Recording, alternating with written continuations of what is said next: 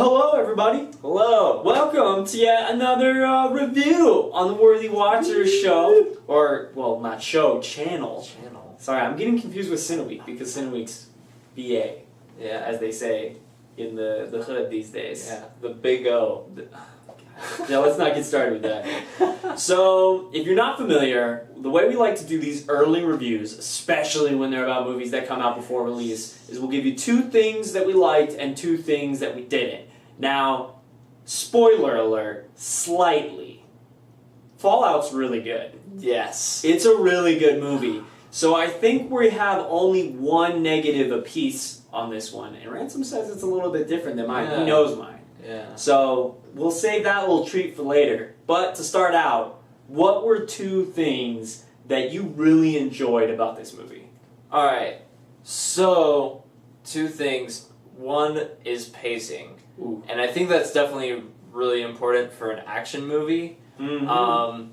I mean, that was one thing with Infinity War. You know, everything kept on going and going and going until, like... It's rhythm. Right, yeah. And this... It keeps on going, but it gives you a very rising action. It keeps going and going and going, like up and up and up until the end. And that's really impressive for a film. Good call. Yeah. I agree. And then my second is going to be a lot of plot development is awesome in this. Like, it'll go, it doesn't have moments where it just seems convenient that they're going to like a certain place, you know, or like a geographical location. They give good, like, reason and explanation as to why it's going from here to here to here. Yeah, it never felt, at least in terms of the plot, convenient. Like, Yeah. oh, they're here now? Where did that come from? It never felt like that. Yeah. I agree. So those are my 2.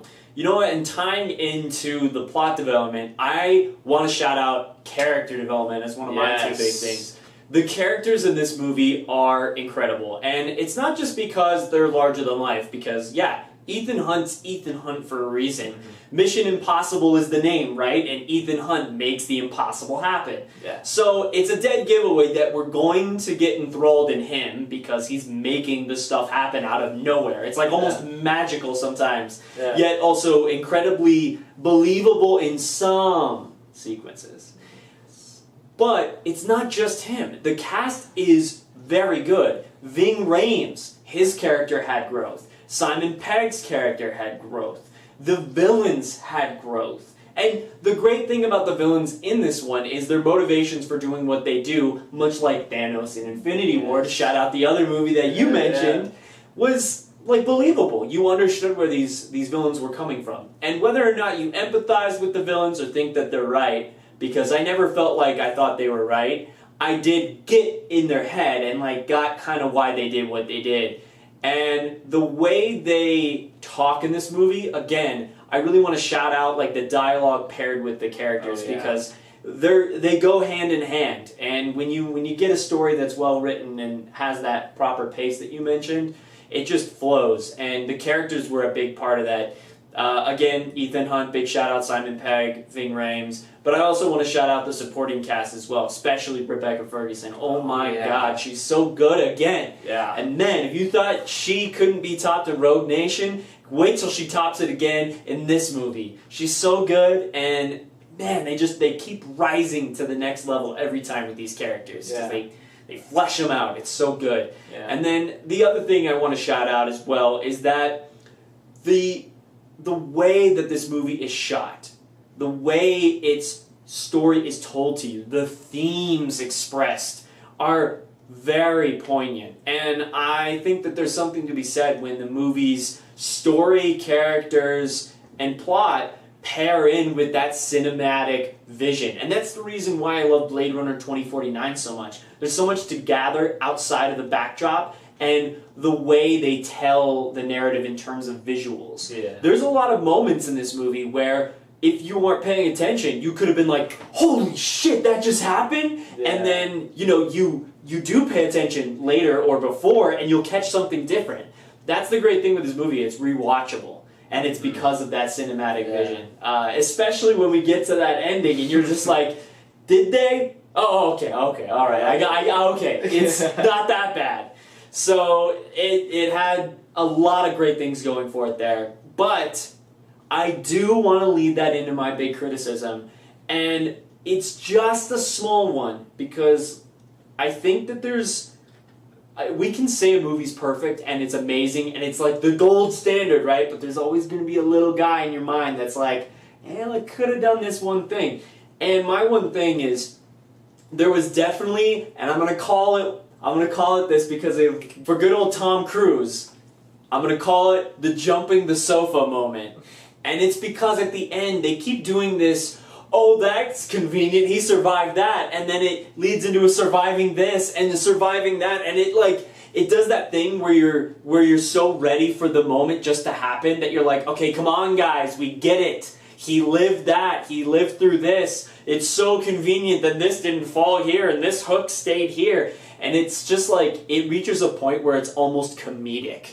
So there was a little bit of a disconnect. That was my only time in the movie where I ever felt taken out. Yeah. Other than that, though, it was brilliant. What about you? For me, it's a very minute complaint. Yeah. But it's still one that I have, and it's one that was in Rogue Nation as well, where a character is taken out of the movie. Yeah, okay. And there's really no explanation as to why.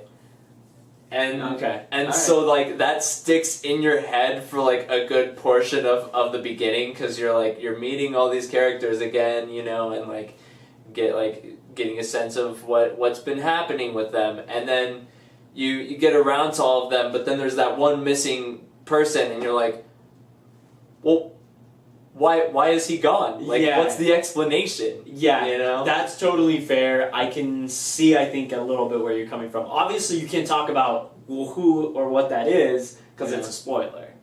But I think it's safe to say with this movie that despite that one gripe and criticism we both have, the movie is a mile a minute great action movie. Yes. Yeah, and it's well told and well done. And if you like the Mission Impossible franchise, you get another layer. And if you haven't been introduced to this franchise, Fallout's like your perfect pedestal to begin. I thought Rogue Nation was the last time, and before that, Ghost Protocol. And they just keep building upon each, and it's just such a solid rock of a franchise right now. Yeah, I think if you really want to get into the story of Fallout, watch Rogue Nation. They pair well. Absolutely. If you just want to go out to the theaters to see an action movie that's a little bit of just ridiculousness, go see Fallout, because it's worth it just to see the action. So suspenseful. Yeah. So I agree totally. And Christopher McQuarrie, thank you so much for what you do, man. You make it good. I love that. Thank you. Yeah.